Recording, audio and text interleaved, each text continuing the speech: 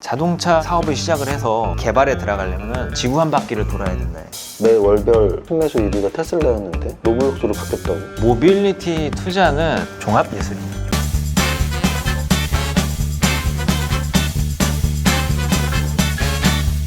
근데 이 부품을 보통 자동차 업체들이 보수적으로 선정을 하거든요. 그러다 보니까 속도가 안 나요. 그래서 제가 책에서도 좀 소개해드린 부분이 있는데, 자동차 사업을 시작을 해서 개발에 들어가려면 지구 한 바퀴를 돌아야 된다. 부품 업체들 만나려고. 그래서 테슬라 같은 업체도 미국에서 생산되는 건데도 유럽 부품 들어가 있고, 유럽 칩 들어가 있고, 한국 거 이제 쇼바나 서스펜션 들어가 있고, 중국 거 이제 또 다른 부품 들어가 있고 이래요. 그러다 보면은 이게 서플라이 체인 형성하는 데만 있어서도 엄청난 시간이 걸리기 때문에 생산이 잘 안 돼요. 우리 저자님께서 7개의 기업을 앞서 나간 기업이라고 이렇게 책에 적어주셨어요. 우버, 리프트, 마그나 인터내셔널, 앱티브, 피스커, 테슬라, 베오니어. 이들 중에서 한 2개 정도? 3개 정도 해보죠. 테슬라 간단히 하고. 테슬라는 빠질 수가 없네요. 또 설명 안 드리기도 좀 그렇고, 지금까지 사실 자동차를 둘러싼 여러 산업들을 저희가 얘기를 했잖아요. 딜러, 배터리, 부품 이런 것들을 전부 다 수직 계열화했어요. 테슬라 같은 경우에는 이게 딱 판매를 하려 보니까 자기가 만들어도 내가 파는 게 아니면은 자동차가 2,500만 원짜리 팔아도 여기서 발생하는 마진 내가 다 못 갖고 간다라는 거잖아요. 딜러 판매를 안 해요. 근데 이제 주마다 법이 달라요. 그래서 테슬라 같은 경우에는 모든 52개 주에서 소송전을 걸쳐서 내가 직접 판매를 할 수 있는 권한을 확보하는데 10년 정도 걸렸어요. 예.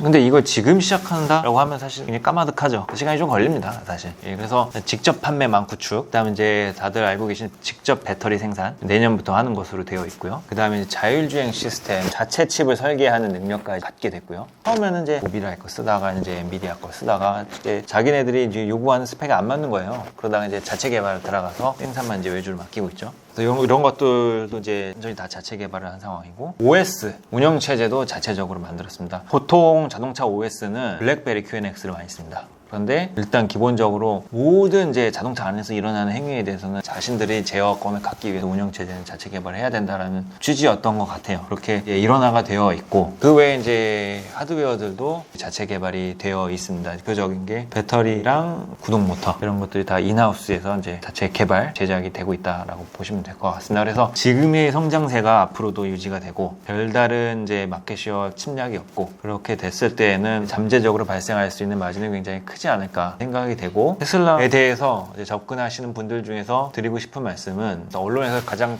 공격을 많이 하는 부분이 전기차 마켓쉐어 안에서 테슬라가 마켓쉐어가 빠지고 있다, 이 업체 투자하면 안 된다라는 내용인데, 이것은 테슬라를 투자할 때는 굳이 볼 필요가 없는 지표입니다. 테슬라 EV 마켓쉐어 이렇게 비교를 하는 게 아니고 테슬라 자동차 마켓쉐어를 봐야 됩니다. 테슬라는 자동차 산업에서 마켓시가 굉장히 빠른 속도로 올라가고 있는 업체예요. 작년에 50만 대 했고, 올해 90만 대 예상이 되고요. 내년에 150만 대 예상이 되고요. 자동차 산업 자체는 정체예요. 오히려 조금 빠질 가능성이 있습니다. 그러다 보니까는 그냥 이제 자동차 산업에서 마켓시가 굉장히 빠르게 올라가는 거고, 미국에서 작년에 테슬라 마켓시가 80% 했어요. 빠질 수밖에 없습니다, 사실. 25만 대 중에서 20만 대를 테슬라가 했어요. 그래서 유럽은 지금 조금 이제 시장이 형성이 되어 있으니까 테슬라가 이제 25% 정도 마켓시어 하고 있다. 그 정도까지 좀 궁극적으로 좀 내려오게 되는데, 그거 가지고 이 회사의 이제 기업 가치가 앞으로 빠질 거다라고 예상할 필요는 없는 것 같습니다. 결국은 전기차 마켓시어는 빠질 수밖에 없다. 자동차 전체 마켓시어는 결코 줄지 않았고 앞으로도 성장성이 있다는 뜻이죠. 예. 자동차 마켓시어가 느는 업체는 잘 없을 거예요. 테슬라밖에 없다. 테슬라 설명 이 정도 해주셨으면 되게 긍정적인 평가를 하신 건데, 네. 요즘 미국 주식 투자하시는 분들 중에 저런 기사들이 있더라고요. 2달 전까지는 그래도 매 월별 판매수 1위가 테슬라였는데 로블록스로 바뀌었다고? 테슬라 좀 실망스럽네, 이렇게 해서 좀 순매수 안 하시는 경우가 생긴 것 같은데, 테슬라의 주가가 전고점 돌파. 그렇죠. 예, 전고차 돌파에 있어서 핵심은 한 2가지 정도인 것 같고요. 그 중에 하나는 최근에 FSD 고도화된 버전이 좀 공개가 됐기 때문에 아마 이것이 당분간은 이제 좀 의미 있는 견인차 역할을 하지 않을까 싶고요. 이로 인해서 조금 더 자율주행, 완벽한 자율주행에 좀 가까워졌다라고 이제 해석을 할 수가 있는 것 같고, 또 하나는 지금 테슬라 공장이 2개예요. 2개인데 2개를 더 짓고 있어요. 요거는 기존 공장보다 훨씬 큽니다, 각각. 그 중에서 특히 텍사스 공장 같은 경우에는 사이버 트럭을 생산을 할 예정입니다. 여기 이제 ASP도 훨씬 더 높고, 그러다 보니 상징성도 굉장히 높고, 그래서 일단은 공장 가동 시작이 되면서 외형을 단숨에 끌어올릴 수 있는 그런 이제 모멘텀이 발생할 것이다 라고 보고 있습니다.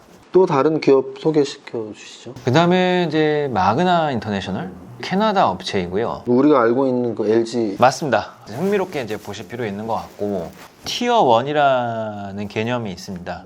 자동차 부품 회사 중에서 하청업체급이 아니고 완성차와 동등한 수준에서 선행 개발을 같이 하고 거의 이제 파트너급으로 성장해온 업체들을 의미를 하는 거예요. 부품사인데 완성차랑 거의 파트너급으로. 그쵸. 예. 그 중에서 제일 큰 업체는 보시예요. 보시 독일 업체가 있고 보시 컨티넨털, 덴소, 그다음에 마그나 뭐 이렇게 좀 이제 구분을 해볼 수가 있는 것 같습니다. 그래서 마그나 같은 경우에는 이 회사의 특징은 이제 자동차 위탁 생산 비즈니스를 좀 해요. 의미 있게 하고 있습니다. 기존에는 사실 이제 내연기관 차량을 그냥 BMW가 기 개발해 놓은 차량을 위탁받아서 생산을 했어요. 이건 마진이 얼마 안 돼요. 일단은 어쨌든 자동차를 생산해 본 경험이 많잖아요. 여기에다가 자신들이 갖고 있는 30조 이상의 부품 매출에서 발생하는 노하우 이런 것까지 결합을 해서 자동차 위탁 생산, 즉 자동차 사업을 처음 시작하는 업체들로부터 요청을 받아요. 개발도 같이 하고 생산도 해주고. 처음 시작하는데 지금 공장을 스타트업이 짓는데 굉장히 오래 걸리거든요. 일단 짓는데 이제 조단위 금액이 필요하고 그런 것들을 이제 원큐에 해줄 수 있는 그런 비즈니스를 갖고 있어요. 그러다 보니까 지금과 같은 이제 신생 업체들이 대부분 마그나와 좀 파트너십 맺고 싶어하는 뭐 그런 상황 보시면 될 것 같습니다. 그 LG그룹에서 그리고 마그나랑 이렇게 좀 손잡고 하는 일들은 어떤 의미가 있나요, LG그룹에? LG그룹은 이제 LG전자를 중축으로 해서 자동차 부품 비즈니스를 크게 이제 벌이려고 하는 것으로 이해가 됩니다. 핵심은 그럼 이제 전기차를 대응을 해야 되는 건데 이제 이 중에서 자동차의 핵심은 이제 동력 계열입니다. 배터리와 모터입니다. 배터리 이미 하고 있잖아요. 그럼 나머지 사업은 이제 구동 모터인데 이 구동 모터가 굉장히 중요해요. 전기차는 갈수록 이제 성능이 고도화가 되고 이것들은 바퀴로부터 에너지를 회수를 해서 배터리를 채우는 역할을 하는 건데 그러다 보니까는 구동 모터 시스템이라는 것들이 전륜축이 하나, 후륜축이 하나 들어가요. 그래서 이 비즈니스가 앞으로는 굉장히 커지게 되고 기존에 이제 GM으로 LG전자가 좀 하고 있었어요. 근데 구동 모터를 둘러싼 이제 시스템 단위가 있습니다. 그런 것들을 LG전자가 할 수는 있는데 고객이 아직 없어요. 시도는 할 수가 있어요. LG전자 큰 회사잖아요. 시도는 할 수가 있는데 자동차 사이클이 7년 정도 있어야 신차가 나오잖아요. 이번 신차에 수주를 하려다가 실패를 하면 똑같은 거 수주하려면 7년 기다려야 돼요. 그러니까 이런 것들 이제 시간을 단축시키려면은 이미 하고 있는 이미 고객선이 있는 업체랑 이제 파트너십을 맺는 거죠. 그러다 보니까 이제 JV 형성이 된 거고 LG전자 입장에서는 순식간에 마그나의 전 세계 도처에 깔려있는 기존 고객들에 대한 거래선이 단숨에 확보가 된 거죠. 그것도 전기차 핵심 부품을 만들어서 공급을 할 수 있는 거래선이에요. 엄청난 일이라고 이제 생각이 되고 있습니다. 재밌네요. 하나 뭐 더 해주시죠. 아까 3개 말씀하신다고 했으니까. 그 다음에 좀 눈여겨볼 업체는 피스커. 피스컨은 어떤 회사죠? 피스커는 사실 이제 창업자분의 성함이에요. 헨릭 피스커라는 이제 분이 이제 CEO이고 예전에 차를 일론 머스크랑 비슷한 시점에 카메이커를 만들었어요. 피스커 오토모티브라는 회사가 있었고 근데 그 업체는 혹시 플러그인 하이브리드라는 개념 아시나요? 그거는 이제 충전도 하는데 엔진이 여전히 들어가 있는 차량이에요. 순수 전기차가 아니에요. 그래서 전기차를 이제 어쨌든 그런 식으로 만들다가 배터리 공급 업체로부터 공급이 잘 안 됐었어요. 그러다 파산했었어요. 파산하면서 업체가 이제 중국 업체를 넘어가고 여러 가지 기고를 이제 겪었던 그런 사례인데 이번에 이제 든든한 이제 FI로부터 자금 조달을 받고 특히 차량 개발 과정을 많이 단축시켰어요. 어떻게 단축시켰냐면 유사한 사업을 하고 있는 마그나 인터내셔널이랑 계약을 맺었습니다. 그래서 차량 개발을 마그나랑 같이 하고 차량 초반 생산도 마그나가 해주는 것으로 지금 계약이 되어 있습니다. 그렇게 해서 시간을 단숨에 단축시키는 전략을 가져가는 것으로 되어 있습니다. 이 회사 같은 경우에는 첫 차가 내년 말 정도에 출시가 됩니다. 그러다 보니까 아직까지 기업 가치가 굉장히 낮아요. 그때까지만 과도한 고정비 지출만 크게 발생하지 않으면은 주가는 큰 폭의 변동성은 사실 없다가 내년 하반기부터 주가 재평가를 위한 분석들이 좀 나오기 시작하지 않을까라고 보고 있습니다. 이제 한 7조 원 정도 되는 것 같고 테슬라는 지금 700조가 넘어가고 있기 때문에 100배 차이 나네. 그렇죠. 6장에 모빌리티 시장에서 앞서 나간 기업들 7개 중에 테슬라, 마그나 인터내셔널, 피스커 3개의 회사를 간단하게 설명해 주셨고요. 나머지들은 여러분들이 책에서 확인하실 수 있습니다. 책은 바로 지금 모빌리티에 투자하라. 이 책 보면 제일 뒤에 또 서비스로 또 있습니다. 뭐가 있냐면 한국 주식 5개, 미국 주식 15개 설명이 되어 있는데 한국 주식은 당연히 현대차 그룹이 있죠. 현대차 그룹에 시가총액이 큰 회사가 3개가 있잖아요. 물론 더 낮은 회사들도 있지만 현대차, 기아차가 10위 안에 들고 현대모비스도 한 12, 13위 하죠. 그래서 이렇게 투자자들 만나보면 어떤 분들은 난 현대차가 더 좋아 보여, 어떤 분들은 기아차, 어떤 분들은 현대모비스. 뭐 같은 현대차 그룹주지만 조금씩 다르거든요.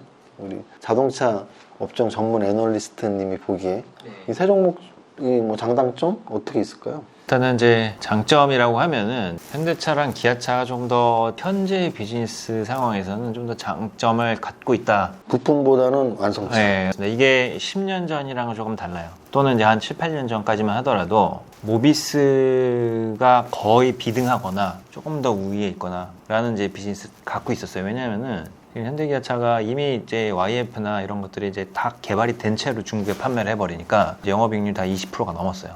현지에서. 근데 완성차는 중국엔 JV로 들어가 있었거든요. 주주가 갖게 되는 이제 손익은 절반밖에 안 되잖아요. 모비스는 이제 100% 지분 갖고 들어가 있었거든요, 중국에서. 그래서 모비스의 이익률이 엄청나게 높았어요. 근데 지금 상황을 보면은 모비스가 기본적으로 이익이든 매출이든 중국에 대한 포션이 꽤 높습니다. 지금 바뀌었습니다. 그래서 현대차가 사실 이제 2015년 정도를 기점으로 해서 중국 사업이 좀 흔들리기 시작을 했어요. 그때부터 캐파 증설을 그때까지 사실 합산 기준으로 이제 거의 한 150만 대 이상으로 캐파를 보유했었는데 현대기아가요. 지금은 합산 기준으로 뭐 100만 대가 지금 안 되거든요, 사실상. 어떤 이제 가동률이 훨씬 더 낮고요. 그러다 보니까는 모비스 입장에서는 조금 이제 중국 사업이 메리트가 굉장히 떨어졌고 투자자분들 입장에서도 여기서 기대할 수 있는 거는 크지가 않아요. 근데 지금 새로 나온 사업들을 보면은 가장 큰 게 이제 전동화 사업이라는 건데 현대기아로 모두 공급되는 이제 배터리 팩, 구동 모터 시스템, BMS 이제 관련된 전동화 부품들인데 아직까지 궤도에 오르지 않았습니다. 그래서 저는 이제 모비스는 사실 내년에 되면은 현대기아차가 중국에서 전기차 생산을 좀 본격화하고 미국에도 이제 전기차 생산 어떻게 할지 구도가 완전히 잡힐 거예요. 그렇게 되면은 모비스 입장에서는 나아가서 이 현지 거점을 확보하게 되는 거거든요. 거기서는 현대기아차뿐만 아니고 다른 카메이커들로도 이제 모터나 배터리 시스템을 공급을 할 수 있는 저변이 확대가 돼요. 그때부터는 현대모비스 투자 포인트가 굉장히 강해집니다. 이러한 것들이 이제 올해까지는 조금 아직 좀 기다려야 되는 그런 부분들인 것 같고요. 반면에 기아 같은 경우에는 현대랑 좀 동일하게 볼 수 있는 게 할인 판매폭이 이만큼 거의 이제 반토막이 났거든요. 그러다 보니까는 이제 평균 판매 단가가 그만큼 다 올라가 버린 거예요. 이 현상은 부품업체에서는 잘 일어나질 않습니다. 아무래도 올해 같은 경우에는 재고를 지금 안 쌓는 기조라고 말씀드렸기 때문에 하반기에도 완성차 업체들이 수익성을 조금 더 낼 가능성이 있습니다. 기아 같은 경우에는 SUV 라인업들이 현대보다 더 소비자 선호도가 높아요. 그 핵심 차종들이 소렌토, 텔룰라이드, 카니발, 그리고 최근에 나온 스포티지 이렇게 있습니다. 그래서 이 차종들이 동일한 플랫폼으로 만들어진 이제 현대차 차종들이 있어요. 이 동일한 이제 경쟁 모델 대비해서 다 잘 팔려요. 그러다 보니까 이제 하반기에도 영업이익률이 조금 더 우위에 있을 가능성이 있는데 제 생각에는 2분기나 3분기 실적만 봤을 때도 기아차의 그러한 부분들이 좀 많이 부각이 될 것 같아요. 그런데 내년 초 들어서부터는 현대차는 이제 브랜드를 런칭을 했잖아요. 제네시스. 브랜드 전략을 엄청난 고민을 하고 있어요. 성공만 시키면 현대차 지금 이제 450만 대 판매 중에서 올해 제네시스가 2배 증가해서 20만 대밖에 안 되거든요. 이거를 이제 40만 대, 50만 대, 60만 대로 키울 브랜드가 되면은 영업이익률이 크게 올라가요. 그래서 아마 이 브랜드 전략이 조금 더 구체화되는 시점이 올해 연말에 좀 많이 뚜렷해지지 않을까라고 보고 있습니다. 여기에는 이제 제네시스를 전기차로 해서 중국, 그다음에 유럽에서 판매량을 늘리는 또는 이제 미국 현지 생산까지 포함하고 있는 그런 플랜들이 좀 공개가 될 것 같아요. 그게 이제 현대가 가진 잠재력이라서 멀티플은 현대가 지속적으로 좀 더 높은 수준, 이제 밸류에이션 PER이 좀 더 높은 수준이 유지가 될 것으로 좀 보고 있습니다. 알겠습니다. 지금까지 지금 모빌리티의 투자라의 저자이신 유지용 애널리스트님 모셨는데요. 마지막으로 이제 마무리 말씀 해주시죠. 모빌리티 투자는 종합 예술입니다. 한 가지만 봐갖고는 투자하기 굉장히 어렵지만 종합적으로 현 시대에 부응하는 업체를 찾고 그 판단이 맞았다라면 이 투자는 굉장히 성공했을 가능성이 높고 장기간 보유할 수 있는 투자가 될 가능성이 높은 것 같습니다. 4차 산업혁명 시대예요. 지금 모빌리티에 투자하라. 지금까지 저자 유지용 님이었습니다. 감사합니다. 네, 수고하셨습니다.